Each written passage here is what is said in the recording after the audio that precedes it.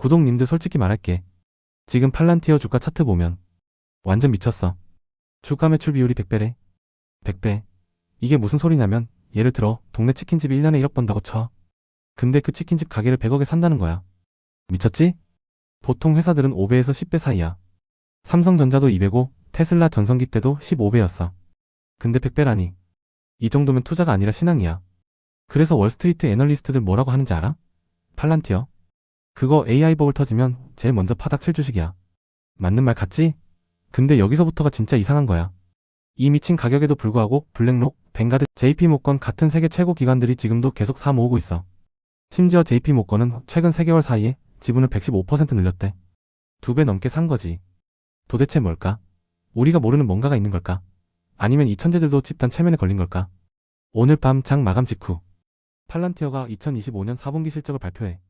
그리고 이 한 장의 실적 보고서가 AI 시대의 진짜 승자가 누구인지 판가름할 거야. 자, 같이 파헤쳐보자. 지금 뉴욕 증시 분위기? 딱 고속도로에서 과속 딱지 끊기 직전인 차 같아. 조심조심 속도 줄이면서 가는 중.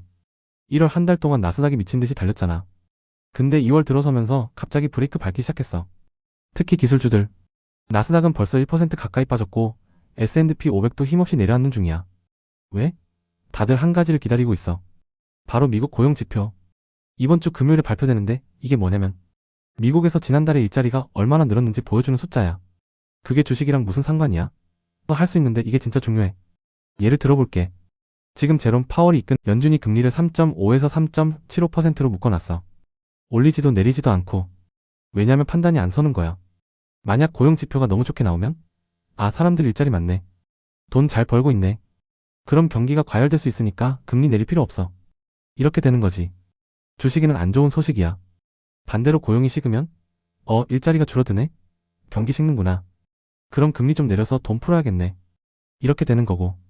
주식에는 좋은 소식. 그래서 지금 트레이더들은 조마조마하게 기다리는 거야. 너무 빨리 움직였다간 큰 코 다칠 수 있으니까. 근데 여기서 더 이상한 일이 벌어졌어. 최근에 금값이랑 은값이 폭락했거든. 금은 온스당 5,500달러까지 갔다가 며칠 만에 10% 넘게 떨어졌어. 은은 거의 30% 폭락. 금이? 보통 사람들 불안할 때 사는 거잖아. 아, 뭔가 불안해. 주식 무서워. 금이나 사자. 이러는 게 금이거든. 근데 그게 떨어졌다는 건 시장이 이제 안전하게 숨어 있을 필요 없어. 라고 외치는 거야. 비유하자면 대피소에 숨어 있던 사람들이요. 이제 밖에 나가도 되겠는데? 라고 문 열고 나오는 거야. 그럼 그 돈이 어디로 갈까? 바로 위험하지만 돈을 벌 수 있는 곳. 기술주로 다시 돌아올 가능성이 높다는 거지. 지금 시장은 완전히 갈림길이야. 안전하게 현금 들고 있을 거냐? 아니면 다시 공격적으로 성장주 살 거냐? 그리고 그 신호탄을 오늘 밤 팔란티어 실적이 쏘아 올릴 수도 있다는 거야. 자, 팔란티어. 도대체 이 회사가 뭐 하는 덴지부터 알아야겠지? 간단하게 말하면 이 회사는 데이터를 무기로 만드는 회사야.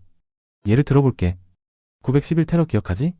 그 이후에 미국 정부가 우리가 데이터는 엄청 많은데 이걸 연결을 못해서 테러를 못 막았구나라고 깨달았어.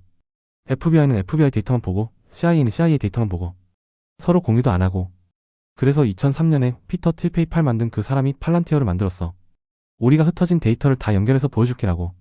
실제로 이 회사 소프트웨어가 뭘 했냐면 오사마 빈 라덴 잡을 때 썼대. 수천 개의 정보 조각을 연결해서 얘가 여기 숨어 있다고 찾아낸 거지. 또 ISIS 자금줄 추적할 때도 썼고. 그래서 미국 국방부, CIA, FBI가 이 회사 단골이야. 정부 계약이 회사 매출의 큰 부분을 차지하지. 근데 여기까지만 들으면 아, 그냥 국방 소프트웨어 회사네? 할 수 있는데 진짜 판이 바뀐 건 최근이야. 2023년부터 이 회사가 AIP라는 걸 출시했거든. 아터피셜 인텔리전스 플랫폼. 쉽게 말하면 기업들이 자기 회사 데이터를 AI로 분석할 수 있게 해주는 거야. 예를 들어 제조업체가 있다고 쳐봐. 공장 100개를 운영하는데 어떤 공장은 불량률이 높고 어떤 공장은 낮아. 그 이유를 모르겠는 거야. 데이터는 산더미처럼 쌓여있는데 팔란티어 AIP를 쓰면 AI가 자동으로 상공장은 온도가 2도 높을 때 불량률이 20% 올라가네. 그리고 야간 근무조 교체 타이밍이랑도 연관이 있어라고 찾아내는 거야. 이게 미친 거야. 지난 분기에 미국 기업 고객 매출이 전년 대비 121% 성장했어. 2배 넘게 뛴 거지. 근데 문제는 이 성장세가 계속될 거냐는 거야. 작년에 121% 성장했으면 올해도 100% 이상 성장해야 지금 주가가 정당화되거든. 만약 성장률이 50%로 떨어진다. 그럼 이거 일시적인 거였구나라고 판단되면서 주가가 반토막 날 수도 있어. 그래서 오늘 밤 실적 발표에서 가장 중요한 게 뭐냐면 AIP 신규 고객이 얼마나 늘었냐 하나야. 이게 계속 늘고 있다는 증거가 나오면 이 회사는 진짜 AI 혁명의 핵심이 되는 거고. 근데 만약 고객 증가세가 둔화됐다. 그럼 너희 상상하는 그 일이 벌어질 거야. 자, 그럼 지금까지 회사 얘기했으니까 다음에는 진짜 중요한 얘기를 해볼게. 최근에 금값이 폭락한 거랑 팔란티어가 무슨 상관인지 알아? 자, 최근에 금값이 폭락했다고 했지? 이게 단순히 금값 좀 떨어졌네 하고 넘어갈 일이 아니야. 1월 말에 금값이 온스당 5,500달러까지 갔어. 사상 최고가였지. 그런데 며칠 만에 10% 넘게 폭락했어. 5,000달러 밑으로 떨어진 거야. 왜 이런 일이 벌어졌을까? 트럼프가 차기 연준 의장으로 케빈 워시라는 사람을 지명했어. 이 사람이 누구냐면 완전 금리 올려야 돼 하는 매파야. 비둘기 파금리 내리자에 반대. 시장이 뭘 기대했냐면 트럼프가 집권하면 금리 팍팍 내릴 거야.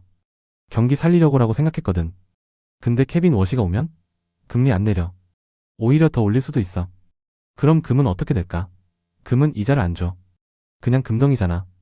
예금은 이자 주고 채권도 이자 주는데 금은 그냥 금이야. 그래서 금리가 높으면 사람들이 굳이 금 들고 있을 이유가 없잖아. 은행에 넣으면 이자라도 주는데 이렇게 되는 거야. 비유하자면 옛날에는 이 금고에 돈 넣어도 이자 0%야. 저 은행 예금도 이자 0%야 했으면 금고나 은행이나 똑같잖아? 그럼 안전한 금고를 선택하겠지. 근데 이제 금고는 여전히 0%인데 은행은 3.5% 줍니다. 그럼? 당연히 은행 가는 거지. 그래서 금값이 폭락한 거야. 사람들이 금 팔고 다른 데 투자해야겠다 하면서. 근데 여기서 재밌는 게 뭐냐면 그 돈이 어디로 갔느냐는 거야. 자, 금에서 빠져나온 돈이 어디로 갈까? 전통적으로 금이랑 기술주는 반대로 움직여. 금이 오르면 기술주가 떨어지고 금이 떨어지면 기술주가 올라. 왜 그럴까? 금은 방어고 기술주는 공격이거든. 예를 들어볼게. 코로나 팬데믹 터졌을 때 기억나? 2020년 초에 주식 폭락하고 난리였잖아. 그때 사람들이 뭐 샀냐면? 금이야. 세상이 망하는 것 같으니까 금이나 사자 이랬던 거지. 근데 백신 나오고 경기 회복되니 다들 금 팔고 테슬라, 애플 샀잖아. 이제 돈 벌 시간이다 하면서. 지금도 똑같아. 금값 폭락했다는 건 시장이 이제 방어 모드 끝, 공격 모드 시작 이라고 외치는 거야. 근데 모든 기술주가 다 좋은 건 아니야. 지금처럼 금리가 높을 때는 특별히 조심해야 해. 왜냐면 금리가 높으면 미래의 돈의 가치가 떨어지거든. 무슨 소리냐면 예를 들어 어떤 회사가 우리는 10년 후에 엄청난 돈을 벌 거야 라고 해. 근데 금리가 높으면 10년 후 돈? 그거 지금 가치로 환산하면 별로 안 되는데? 이렇게 되는 거야. 그래서 금리가 높을 때는 미래에 돈 벌 거야 하는 회사보다 지금 당장 돈 벌고 있어 하는 회사가 유리해. 팔란티어가 바로 그런 회사야. 작년에 영업이익률이 50% 넘었어. 매출의 절반이 이익이라는 소리야. 이건 진짜 미친 거거든. 애플도 30% 정도야. 근데 팔란티어는 50%. 그래서 기관들이 생각하는 게 뭐냐면 금은 이자도 안 주고 성장성도 없어. 차라리 팔란티어 사자. 지금도 돈 벌고 있고 앞으로 더 벌 거고라는 거야. 실제로 최근 3개월 동안 JP모건이 팔란티어 지분을 115% 늘렸어. 2배 넘게 산 거지. 블랙록, 뱅가드도 계속 사 모으고 있고. 근데 여기서 또 재밌는 게 뭐냐면 개인 투자자들은 팔 때 기관들이 사고 있다는 거야. 자, 이제 진짜 핵심으로 들어가 볼게. 큰손들이 뭘 하고 있는지. 미국에는 13F 보고서라는 게 있어. 대형 기관들이 3개월마다 우리 이런 주식 샀어라고 공개하는 거야. 최신 보고서 보면 완전 재밌어. 뱅가드 8.97% 보유 중. 소폭 추가 매수. 블랙록 7.89% 보유 중. 계속 늘리는 중. JP모건 0.93% 보유인데 최근 3개월 사이 115% 급증. JP모건이 특히 재밌어. 작년 말만 해도 별로 관심 없었거든. 근데 갑자기 2배 넘게 산 거야. 왜일까? 이 사람들은 바보가 아니야. 세계 최고의 애널리스트들이 분석하고 또 분석해서 사는 거거든. 그럼 개인 투자자들은 뭐 하고 있냐면 팔고 있어. 주가가 200달러 찍고 140달러까지 떨어질 때 개미들은 아망했다. 손절이다 하면서 팔았어. 근데 그때 누가 샀냐면 JP모건이 샀어. 이게 투자의 아이러니야. 개미가 절망할 때 큰손이 죽는다. 왜 그럴까? 큰손들은 이렇게 생각하는 거야. 단기적으로 주가가 오르락 내리락 하는 건 중요하지 않아. 우리가 보는 건 3년, 5년 후야.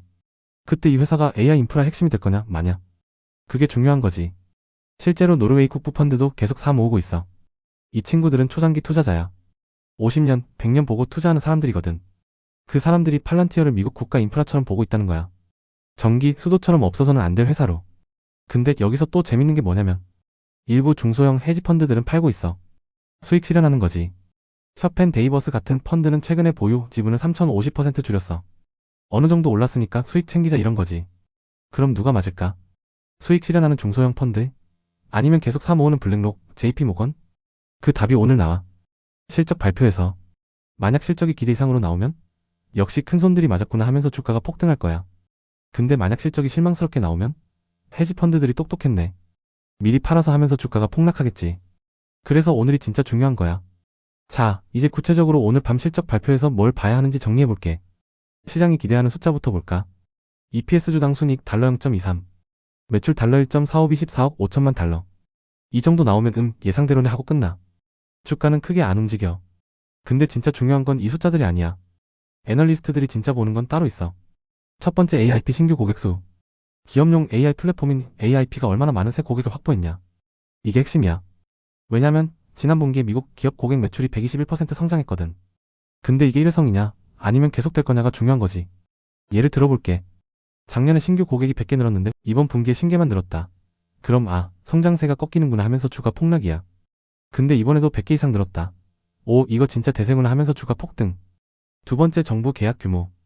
팔란티어의 전통적인 강점은 정부 계약이야. 국방부, FBI, CIA 같은 데서 받는 계약이. 이게 중요한 이유는 이게 회사의 하방 지지선이거든.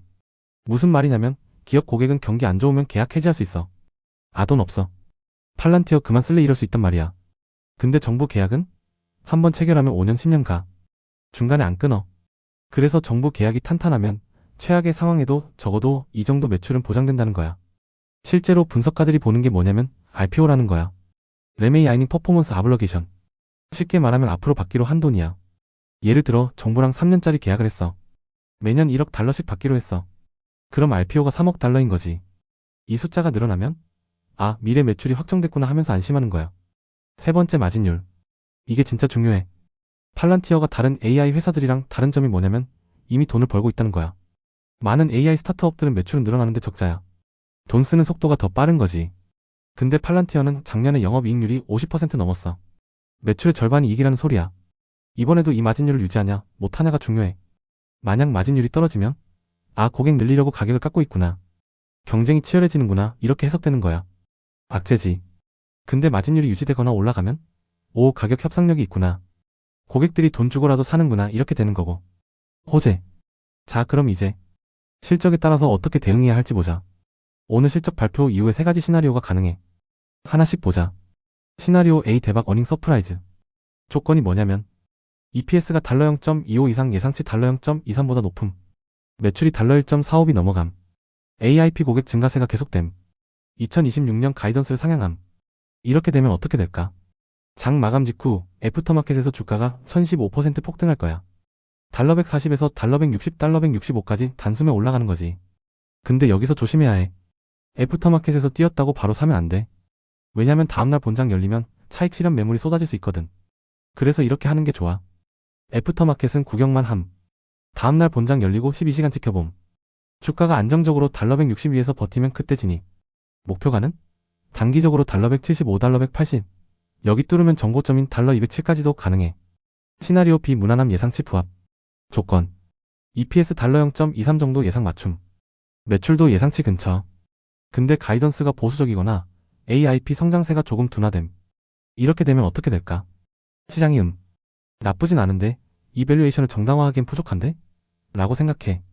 주가는 달러 140, 달러 160 사이에서 왔다 갔다 할 거야. 횡보장이 시작되는 거지. 이럴 때는 급하게 팔 필요 없음. 보유하면서 달러 140 지지선 조시. 달러 140 깨지면 일부 수익 실현. 안 깨지고 버티면 다음 분기까지 홀딩.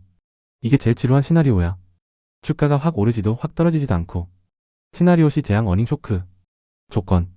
매출 성장률이 40% 밑으로 떨어짐. 정부 계약 수주 부진. 내부 이슈 발생, 임원 퇴사, 회계 문제 등. 이렇게 되면 애프터마켓에서 주가가 15에서 20% 폭락할 거야. 달러 140에서 단숨에 달러 120까지 떨어질 수 있어. 이럴 때는 달러 140 손절선 엄격히 적용. 떨어지는 칼날 잡으려고 하지 말 것. 달러 120, 달러 130 구간까지 떨어지면 관망. RSI 같은 기술적 지표가 과매도권에서 빠져나올 때 재진입 고려. 사실 이 시나리오가 나오면 단기적으로는 손절이 맞아. 왜냐면 하락 추세가 한동안 계속될 거거든. 근데 장기 투자자라면 오히려 기회일 수도 있어. 달러 120까지 떨어지면 진짜 싸게 사는 거거든. 자, 그럼 마지막으로 내가 개인적으로 생각하는 베스트 시나리오를 말할게. 자, 지금까지 쭉 얘기했는데 내 개인적인 생각을 정리해볼게. 솔직히 말하면 나는 시나리오 O와 B 사이 어딘가가 나올 것 같아. 왜냐면 팔란티어가 지금까지 한 번도 시장을 크게 실망시킨 적이 없거든. 항상 예상치를 맞추거나 약간 웃돌았어. 그리고 기관들의 움직임을 보면 JP모건이 최근 3개월 사이에 지분을 115% 늘렸잖아. 이 사람들이 바보가 아닌 이상 뭔가 알고 산 거야. 아마 내부 채널을 통해서 AIP 고객 증가세가 계속되고 있다는 정보를 들었을 거야. 그래서 적극적으로 매수에 나선 거지. 그래서 내 생각엔 오늘 밤 실적은 양호함 수준은 나올 거야. 대박은 아니어도 시장을 실망시키진 않을 거라는 거지. 근데 문제는 가이던스야.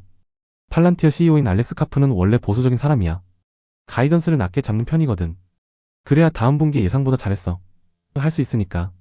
그래서 실적은 좋게 나와도 가이던스가 보수적이면 주가가 단기적으로 흔들릴 수 있어. 이럴 때 어떻게 해야 할까? 내 생각엔 이미 보유 중인 사람들 홀딩. 단기 변동성에 흔들리지 말고 최소 6개월은 봐. 팔란티어는 분기마다 조금씩 증명하고 있는 회사야. 신규 진입 고민 중인 사람들 애프터마켓에서 폭등하면 참아. 다음날 본장에서 안정화될 때까지 기다렸다가 분할 매수. 달러 140, 달러 150 구간에 들어오면 적극 매수도 고려. 단타 생각하는 사람들 솔직히 비추야. 이 주식은 변동성이 너무 커서 단타로 수익 내기 어려워. 장기로 가. 그리고 마지막으로 하나만 더 말하면 팔란티어를 보는 관점이 두 가지야. 하나는 주가 매출 비율 100배? 미쳤어. 거품이야 이거고. 다른 하나는 AI 인프라 핵심. 10년 후에는 마이크로소프트처럼 될 거야 이거야. 둘 다 일리가 있어. 정답은 없어. 근데 확실한 건 오늘 실적 발표가 그 답에 한 걸음 더 가까이 가게 해줄 거야. 만약 AIP 고객이 계속 늘고 있고 정부 계약도 탄탄하고 마진율도 유지된다. 그럼 거품 쪽 주장이 약해지는 거지. 반대로 성장세가 둔화되고 경쟁이 치열해지고 마진이 떨어진다. 그럼 거품 쪽 주장이 힘을 얻는 거고. 나는 개인적으로 전자에 베팅하고 싶어. 왜냐면 세상이 AI로 가고 있는 건 확실하거든. 그리고 기업들이 자기 데이터를 AI로 분석하고 싶어 하는 것도 확실하고. 그 시장에서 팔란티어가 선두주자인 것도 확실해. 문제는 얼마나 빨리, 얼마나 크게 성장하느냐인데. 그 답을 오늘 듣게 될 거야. 자 여러분. 오늘 장 마감 직후 팔란티어 실적 발표 꼭 확인해. 그리고 기억해. 단기 변동성에 흔들리지 말고 큰 그림을 보라는 거. 금에서 AI로 돈이 움직이고 있고 그 흐름 한가운데 팔란티어가 있어. 이 흐름이 진짜인지 거품인지 오늘 조금 더 명확해질 거야.